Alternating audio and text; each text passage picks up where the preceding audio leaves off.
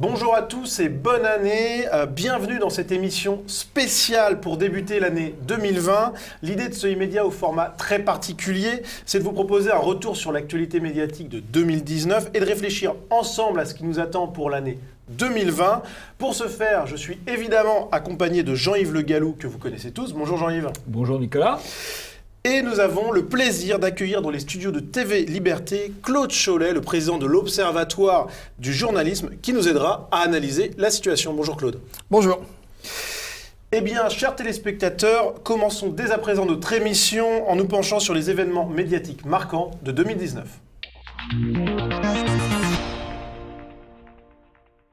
Évidemment, 2019 a été une année de bobards en tout genre. Et Claude, je crois que certains vous ont marqué plus que d'autres. Alors je vais prendre trois exemples dans trois pays différents. On va commencer par l'Angleterre avec un quotidien libéral qui s'appelle The Telegraph et qui au début de l'année, en janvier 2019, publie une enquête à charge contre Mélanie Trump qui s'appelait Les mystères de Mélanie ou quelque chose comme ça. Manque de chance, une partie de l'enquête était inventée de toutes pièces et le journal a dû présenter ses exemples. Ceci pour l'Angleterre. Maintenant, allons en Allemagne. Der Spiegel, le miroir en français, c'est le grand quotidien hebdomadaire libéral-libertaire allemand, 700 000 exemplaires. Avec un journaliste vedette qui s'appelle Klaas Relotius, qui a reçu les plus grandes récompenses des médias allemands. Malheureusement, sa dernière enquête, qui relatait les mésaventures d'un groupe de migrants mexicains vers les États-Unis, était inventée de toutes pièces. Enquête sur l'enquête, et en plus sur les autres enquêtes, la plupart de ces reportages étaient inventés. Der Spiegel a dû présenter ses excuses. C'est ce qu'on avait vu effectivement dans un e-média Jean-Yves ensemble. Et il avait été titré d'ailleurs, ce journaliste, il me semble. Il avait reçu l'équivalent allemand du prix Pulitzer. Mérité, manifestement. Un très beau reportage. Troisième exemple, alors là, qui est, je trouve, particulièrement significatif et qui nous concerne plus particulièrement, nous les Français, ça concerne les décodeurs du monde. Alors, les décodeurs ont été décodés, puisque Samuel Laurent, qui était le responsable des décodeurs, a été condamné pour diffamation envers Olivier Berruyer, le fondateur du site Les Crises. Le journal a été également condamné. Samuel Laurent n'est plus responsable des décodeurs, il a été muté dans un autre service. On sait maintenant ce qu'on doit penser des décodeurs. Et il a fait une série d'articles à charge sur le Rassemblement national, tout de suite pour maintenir ses galons de... Dès qu'il est revenu dans le service régulier, il a fait des articles à charge. Voilà. C'est ce qu'on appelle l'effet d'entraînement. Alors, autre actualité de 2019 bien triste qui vous a marqué, Claude, c'est l'arrestation de Julian Assange. Alors, il faut revenir un petit peu en arrière. 2010, c'est l'affaire Wikileaks. Julian Assange divulgue à peu près 400 000 documents confidentiels américains sur la guerre en Irak. La guerre en Irak où les Américains se vantaient de frappes chirurgicales. Et là, il démontre qu'il y a plus de 100 000 morts en Irak en 2009. Alors que la guerre s'est continuée ensuite. Julian Assange est arrêté en 2012 en Angleterre parce qu'il craignait d'être expulsé vers les États-Unis. Il passe 2200 jours dans 5,5 mètres carrés. Oui, il se réfugie dans l'ambassade à l'ambassade d'Équateur. Ouais. 5,5 mètres carrés, 2200 jours. Il est expulsé en avril de cette année. À la demande de Lénine Moreno, ça ne s'invente pas, c'est le nouveau chef d'État équatorien, qui bizarrement, quelques mois auparavant, l'Équateur reçoit un prêt intéressant de 10 milliards de dollars des États-Unis. Le hasard. Le hasard. Julian Assange est incarcéré dans une prison de haute sécurité. Pour ceux qui ont vu des photos de Julian Assange, qui a 47 ans ou 48 ans, il a l'air d'avoir 70 ans.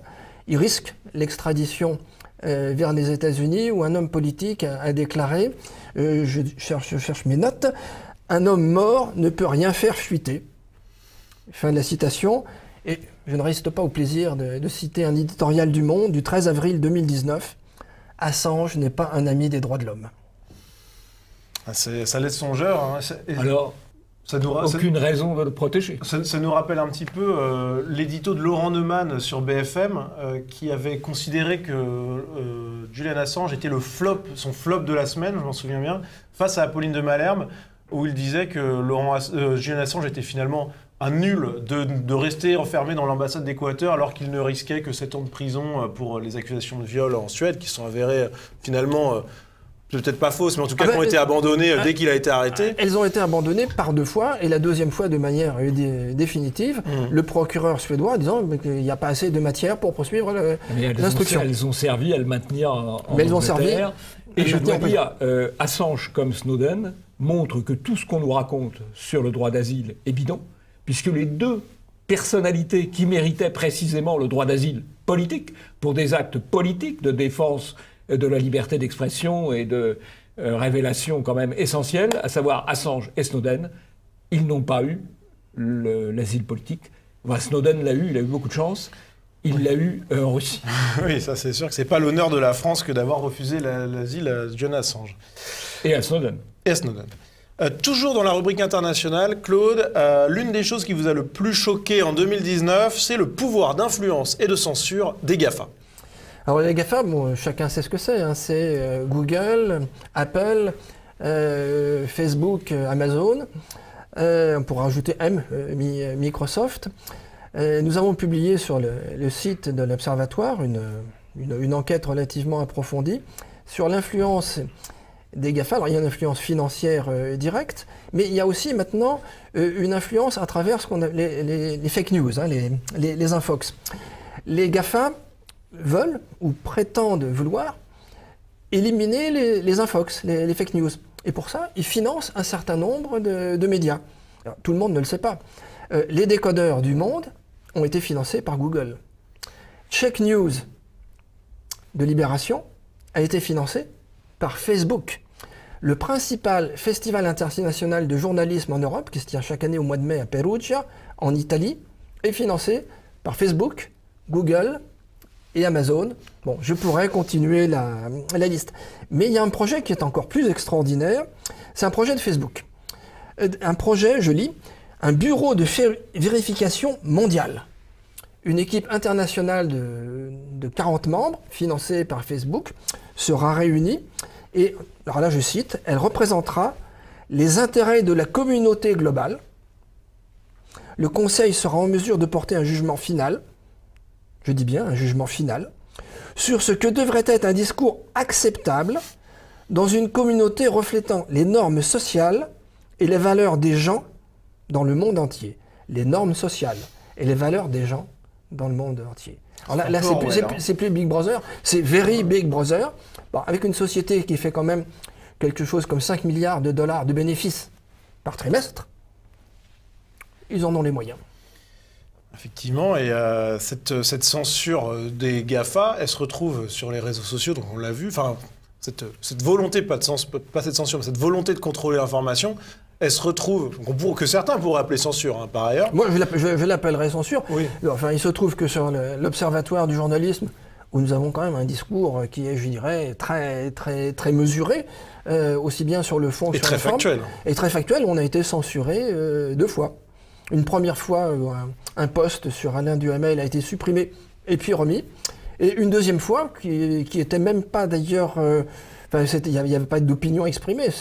Nous reprenions les condamnations C'était une revue de presse sur la condamnation de générations identitaires après leur intervention dans les Alpes. Et le post a été supprimé, tout simplement. Alors, nous avons demandé pourquoi, nous attendons toujours la réponse. Tous les posts sur génération identitaire sont supprimés, quel que soit l'émetteur. En expliquant que c'est contraire comment ils appellent ça, aux valeurs ou aux conditions générales oui, c'est ce que nous avons jamais définies. Nous avons fait appel. Bon, j'ignore ce que deviendra cet appel, ou plutôt je ne l'ignore pas. Alors, puisque l'on parle de censure, Jean-Yves, que penser de ce que nous avons décrit toute l'année sur Immédiat, à savoir la montée en puissance d'une censure à la française sur plusieurs plans? Alors là, on vient effectivement dans notre hexagone, notre censure à la française. Alors d'abord, la censure judiciaire. Nous allons avoir l'année prochaine plusieurs procès de Renaud Camus, procès d'opinion. Nous allons avoir en janvier, alors là c'est très rapide, un procès sur les déclarations d'Éric Zemmour lors de la Convention de la droite en septembre dernier. Donc là, on a une célérité judiciaire tout à fait admirable. Donc ça, c'est la censure judiciaire, qui ensuite alimente la censure médiatique. Puisqu'on dit, si quelqu'un a été condamné, c'est quand même très difficile de lui donner la parole. Donc la censure judiciaire, elle sert à la censure médiatique. Et puis on a aussi la censure publicitaire. Et on a vu que CNews s'est vu privé de recettes de publicité autour de l'émission de Zemmour. On a vu que Valeurs Actuelles a fait l'objet aussi de campagnes visant à les priver de recettes publicitaires. Alors ce qui est nouveau, parce que y a toujours eu de la censure à travers l'argent de la publicité. Mais jusqu'ici, c'était nié. Dans les médias, on disait non, nous sommes indépendants, bien sûr, il y a de l'argent de la publicité, mais nous sommes indépendants. Ça se faisait un peu derrière le rideau. Ça se faisait derrière le rideau. Quand il y a maintenant près de 40 ans, le Figaro Magazine a été normalisé par les publicitaires, ça s'est passé par une conversation privée entre M. Hersan et M. Lévy, le patron de Publicis, terminé, circulé, il n'y a rien à voir. Là, c'est revendiqué. Il y a des gens qui revendiquent la censure. Et notamment, on a vu une association, Sleeping Giants, qui dénonce, dès qu'il voit apparaître une publicité sur un réseau social pour un média qui considère comme mal pensant, qui dénonce auprès des entreprises. Et malheureusement, beaucoup d'entreprises s'alignent sur ce terrorisme-là. Je pense par exemple à Ferrero. C'est la période des fêtes, je déconseille tout à fait l'achat de bonbons Ferrero ou l'achat de Nutella, puisque ce sont des gens qui se sont totalement alignés. En plus, c'est dégoûtant. En plus, c'est dégoûtant. C'est fait dans des conditions c'est très mauvais sur le plan hygiénique, c'est mauvais pour tout. Bon, voilà, c'est pas écologique, ça crée de l'obésité. Passons, pas de Ferrero, pas de Nutella. On a aussi le CSA. Que moi j'appelle censure socialiste de l'audiovisuel, qui a créé là aussi un collège d'experts pour lutter contre les fake news. On retrouve toujours le même. Et qui préside ce collège au sein du CSA? C'est l'ancienne directrice de l'information de l'AFP, qui en matière de désinformation s'y connaît, puisqu'il n'y a pas d'année où on ne cite pas l'AFP pour ses hauts faits d'armes à l'occasion de la cérémonie des Bobards d'Or. Cérémonie des Bobards d'Or qui approche par ailleurs. 24 février, lundi 24 février. Notez la date, c'est à Paris. Et puis il y a la loi Avia, qui est la énième loi liberticide de Macron. Avec Macron, c'est 1 à 2 lois liberticides par an. Et on a eu cette déclaration extraordinaire, je pense que vous l'avez noté, Claude Cholet, de Cédric O, qui a dit « Nous voulons faire fermer un certain nombre de sites ou de médias. » Voilà, l'objectif est affiché. C'est un objectif de censure. Voilà. Ouais, ce qui est quand même extraordinaire, parce que c'est le secrétaire d'État au numérique. Et il y a encore 10 ans, le numérique, c'était considéré comme la terre de liberté. Le dogme, c'était la neutralité du net. Et aujourd'hui, le dogme, c'est la conformité du net. Et ça, c'est quand même très, très préoccupant. Alors, face à cette censure, Jean-Yves, vous trouvez un peu de réconfort dans l'arrivée sur les plateaux de nouvelles voix? Alors, la situation est contrastée, effectivement, parce qu'on voit une montée de la censure, une montée de la propagande, et en même temps, comme dirait Macron, on voit sur les plateaux des gens qui s'expriment de manière dissidente et avec force. Pas en se cachant, comme souvent, derrière son petit doigt, mais en affirmant les choses avec force. Bon, on a parlé de Zemmour, mais il y a aussi Charlotte Dornelas, il y a aussi Gabriel Cluzel, il y a aussi Geoffroy Lejeune, et j'en oublie. Donc il y a une montée, quand même, il y a Berkoff, il y a une montée des voix libres. En même temps qu'il y a la censure qui se développe. Et là, il y a vraiment une confrontation qui est en train de se mettre en place. Et Claude Cholet, du coup, quand vous voyez cette arrivée de paroles un petit peu libres, est-ce que ça vous, en tant que président de l'Observatoire du journalisme, est-ce que ça vous rassure un petit peu sur les choses ou pas? Une hirondelle ne fait pas le printemps. On verra si les hirondelles restent là ou si elles repartent à un moment donné. Donc je serai sans doute plus prudent que M. Le Gallou. Ok. Alors, Il y a quand même quelque chose qui amène à l'optimisme, c'est quand même les scores d'Éric Zemmour, puisqu'il réalise des scores d'audience considérables. Oui, alors, Zemmour, il avait plusieurs offres de médias, il avait LCI, il avait BFM, il a choisi CNews en disant « je prends le plus petit parce que je vais le monter », ce qui était un pari quand même. Il partait de 80 000 vues, 80 000 spectateurs en moyenne, et il est monté à plus de 300 000, plus les rediffusions sur les réseaux sociaux par ailleurs. Donc, c'est une très belle performance, ça prouve l'intérêt, mais il faut quand même rapprocher du 1,5 million ou du 2 millions qui est fait par l'émission quotidienne de déconstruction de quotidien. Donc il y a un déséquilibre. Alors c'est vrai qu'il y a un double déséquilibre, à la fois en termes de nombre de vues, de nombre de spectateurs, et un déséquilibre aussi en termes de niveau, parce qu'il y a d'un côté une information, une émission de divertissement, dénigrement, et de l'autre, de vrais débats intellectuels. Donc, il faut corriger. Bon, mais je pense que ce qu'il faudrait espérer, c'est qu'un jour, les courbes se croisent et que Quotidien baisse et que l'émission de Zemmour sur CNews augmente. Il y a encore de la marge. Et Claude, quand on voit l'émission de Zemmour, on se dit quand même... Je vais essayer de vous faire aller vers l'optimisme, mais on se dit quand même qu'il y a quelque chose de nouveau qui se passe. On a une émission de débat avec du haut niveau intellectuel, qui voit des personnes qui ne sont pas forcément d'accord, voire même en franc désaccord, qui discutent calmement. C'est plutôt une réussite, non? Non, c'est quelque chose de réconfortant, en effet. Bon, il ne faut pas oublier quand même que cette émission de Zemmour est maintenant une émission enregistrée. Elle n'est plus en direct, car à la demande du CSA, plus d'autres personnalités, entre guillemets, dites représentatives, la chaîne, pour des raisons de prudence sans doute, enregistre l'émission, ce qui veut dire que si Zemmour dit peut-être un mot un peu plus que l'autre, ou un peu plus haut, peut-être que l'émission pourrait être légèrement modifiée. Je ne dis pas que ce soit le cas pour le moment. Souhaitons longue vie à cette émission.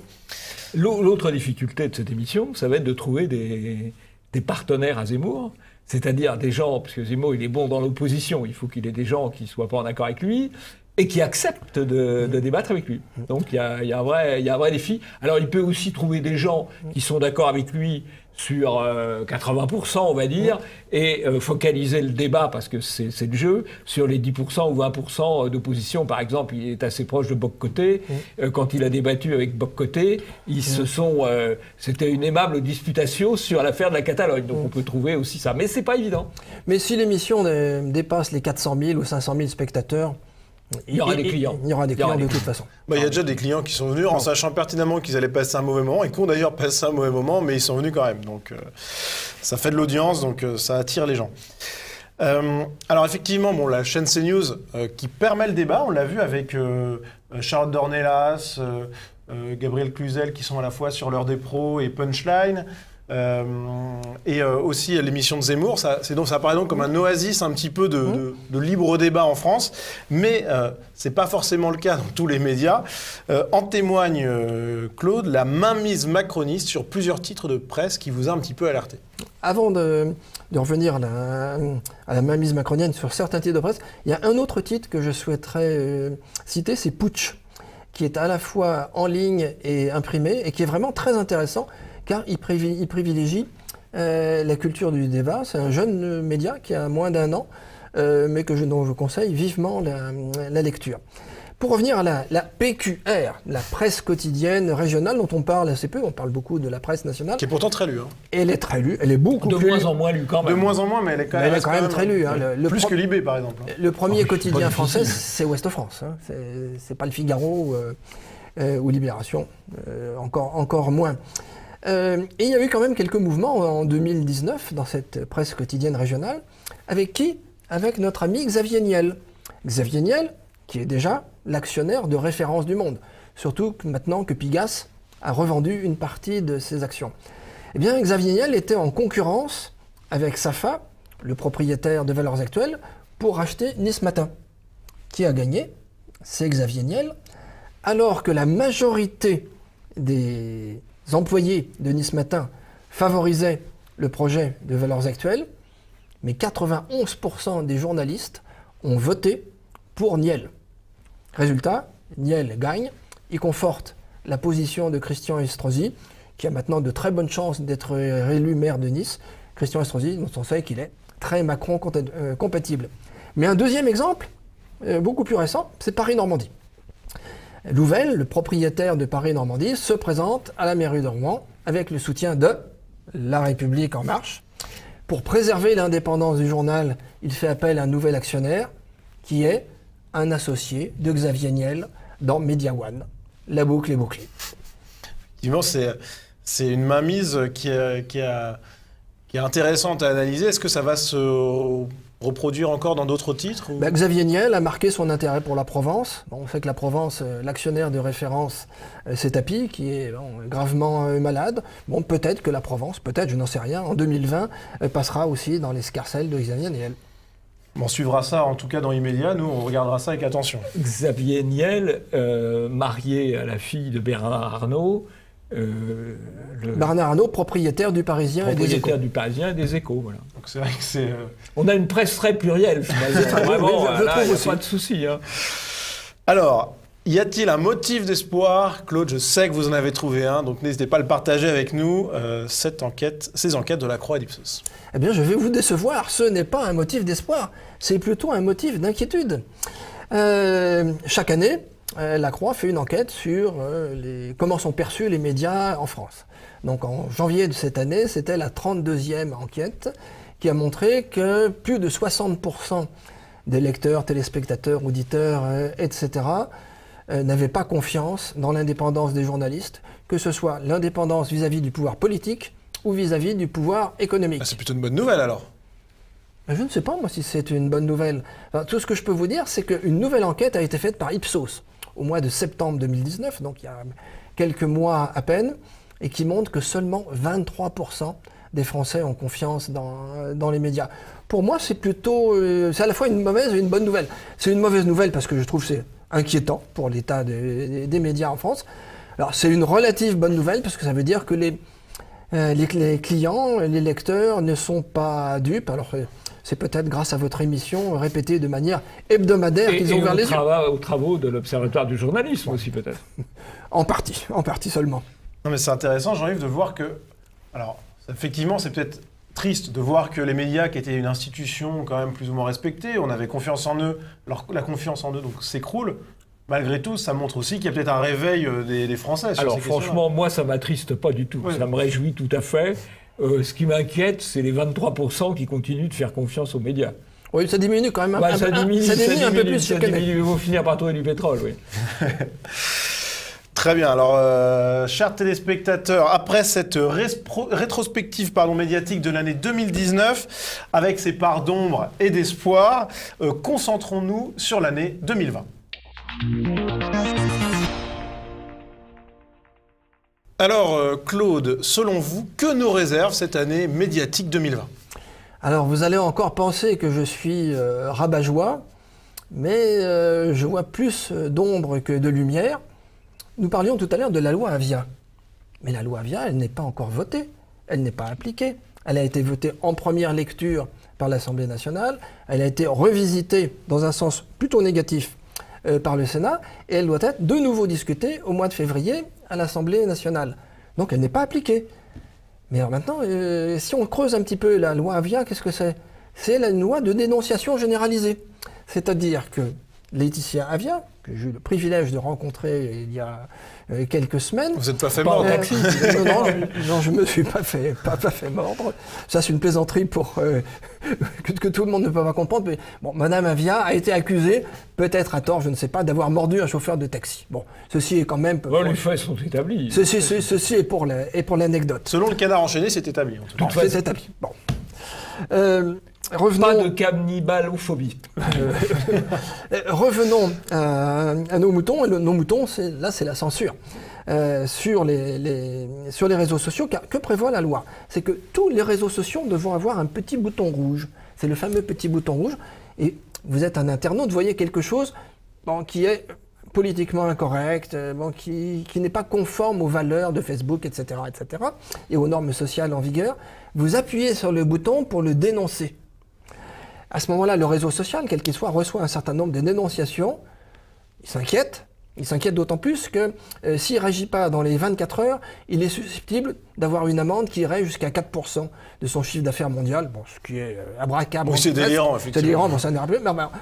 Moi, je suis Facebook ou LinkedIn ou un autre réseau social, je vais vouloir me couvrir, donc je vais supprimer au maximum. Donc c'est une loi qui encourage les dénonciations des discours de haine, homophobes, racistes, etc., qui va dire ce que c'est qu'un discours de haine. Bon, bah, c'est Facebook.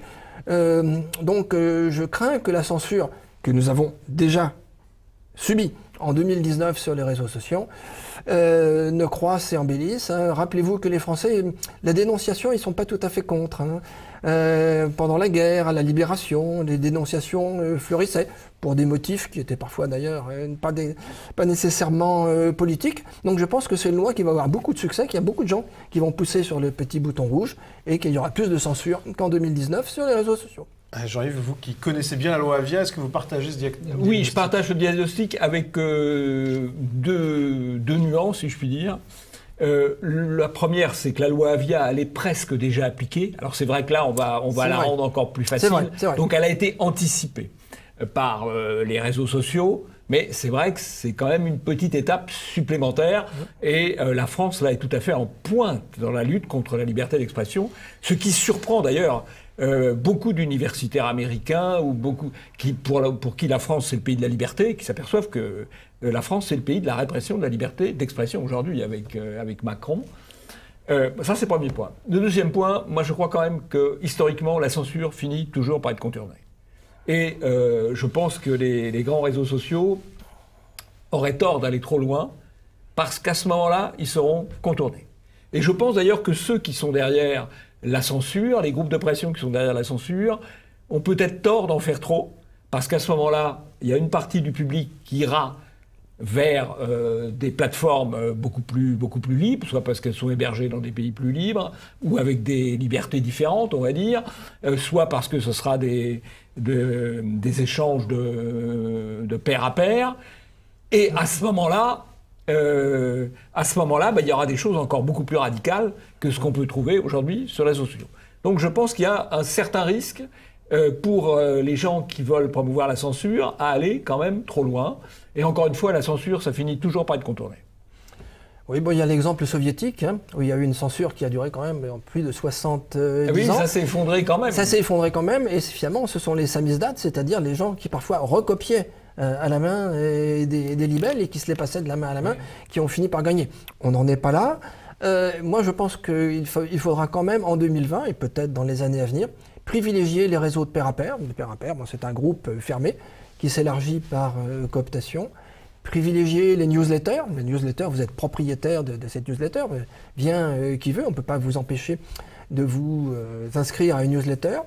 Peut-être le retour du papier aussi. Nous y pensons à l'Observatoire du journalisme, avoir des samizdat au fond, des feuilles qui feront 10 pages, 20 pages, et que nos lecteurs pourront acheter pour très peu, pour 2 euros ou 3 euros. Ça, c'est une chose qui est beaucoup plus difficile à censurer. On parle de liberté d'expression, moi j'irais un petit peu plus loin, c'est même presque la liberté d'opinion maintenant qui est mise en danger. Mais je crois que si on est attaché aux libertés, comme nous le sommes, je crois que votre émission c'est sur TV Liberté, mais je crois qu'il faudra continuer à être vigilant. Alors de ce côté-là, pour la vigilance, je suis résolument optimiste. Très bien, Jean-Yves. Pour vous, 2020, qu'est-ce que ça nous réserve au niveau médiatique ? C'est le choc de la liberté d'un côté, face au déni, face à la propagande, face à la censure. J'espère que la liberté gagnera, mais la bataille va être difficile. On l'amènera pour Claude Cholet à l'Observatoire du journalisme et pour nous sur notre émission Immédiat. Donc c'est un numéro spécial, mais effectivement, le choc, je pense que tout le monde autour de cette table est prêt et les téléspectateurs qui nous regardent sont prêts aussi pour ce choc et pour mener la bataille avec nous. Alors je crois que ce seront nos vœux pour les téléspectateurs qui nous regardent pour 2020. Que la liberté gagne. Absolument. Très bien, c'est la fin de cette émission spéciale. Merci à vous de l'avoir regardée et on se retrouve la semaine prochaine dans un format classique et toujours avec en tête la bataille de la liberté contre la censure et promis, on la gagnera.